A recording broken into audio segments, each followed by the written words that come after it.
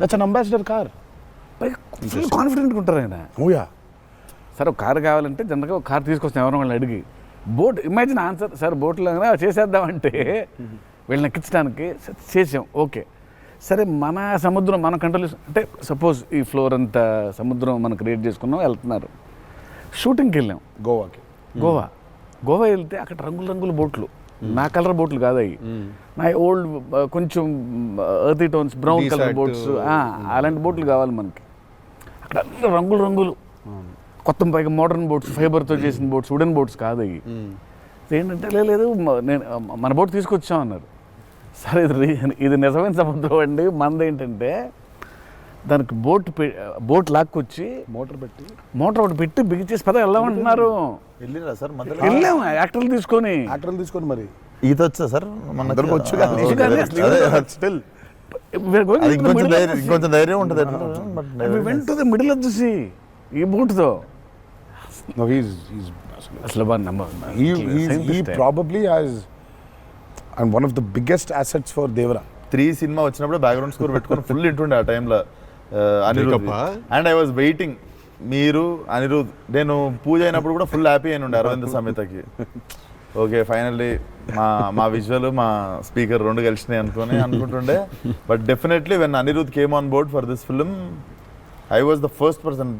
పిచ్చగా wait చేస్తుండే. నేను literally మీది 5 AM అని ట్రాక్ ఏదన్నా ఉంటే 5:02కి నేను ఆల్రెడీ ఇంటుంటా. వ్యానిటీలు ఉండు షూటింగ్లో పక్కకి అట్లా నడుచుకుంటూ వెళ్ళిపోయి ఇంటుండే. సో ఈవెన్ ఇప్పుడు మన ఇంటర్వ్యూ ముందు కూడా I was hearing red sea అనుకుంటా కూర్చుంటుండే. Beautiful background. I mean he's killed it for this movie. Definitely theater la నిజంగా one more X factor అనుకుంటున్నా. అవును. No 101%. I mean ఇప్పటిదాకా తను whatever he's delivered for Devara has actually in a way చెప్పాలంటే మా విజువల్కి whatever it is his audible which is the most important thing కదా. And he is the biggest asset for Devara. అంటే the kind of work, the background score he's done is phenomenal. X factor అనిపిస్తుంది అన్న. భలే అనిపించింది నాకైతే నాకు బేసిక్గా trailer విన్నప్పుడు ఆ లాస్ట్ ఎస్పెషల్లీ ఆ షార్క్ వచ్చినప్పుడు ఆ వెనకాల అంతా నాకేంటో అరే ఒక పెద్ద వాల్ట్ డిస్నీ మూవీలో సింఫనీ పడుతుంది చూడు, లైక్ హాన్ జిమ్మర్, ఆ ఫీలింగ్ వచ్చేసింది నాకైతే. So he's definitely one day I think he'll definitely go up to that level of scoring an international movie like Rahman గారు. డెఫినెట్లీ నేను మొన్న కాంగ్ గాడ్జిలా చూసినప్పుడు కూడా అనిరుద్ అయితే బాగుండు అనుకున్నాను. బికాస్ సంబడి ఎడిటెడ్ ఆ కాంగ్ గాడ్జిలా సీన్ కి మాస్టర్ మ్యూజిక్ పెట్టి తీస్తే అసలు ఇట్ వాజ్ మోర్ యాప్ట్, ఇంకా ఎక్కువ ఇంపాక్ట్ ఉండే దానికి. అయితే డెఫినెట్గా నాకు తెలిసి తను he will do it like Rahman గారు చేసినట్టు మాత్రం వెళ్తాడు. He will definitely go international and I'm hoping it's with Devara. మీకు ఎప్పుడైనా ఈ ఫెనోమినన్ మీరు అబ్జర్వ్ చేశారా, వేర్ ఐదర్ మీరు జీవితంలో మాట్లాడింది మీ సినిమాలో జరుగుతుంది, ఆర్ మీరు రాసుకుని తీసిందో ఏదో మీ లైఫ్లో తర్వాత రిపీట్ అవుతుంది? ఎప్పుడైనా జరిగింది అట్లాగా?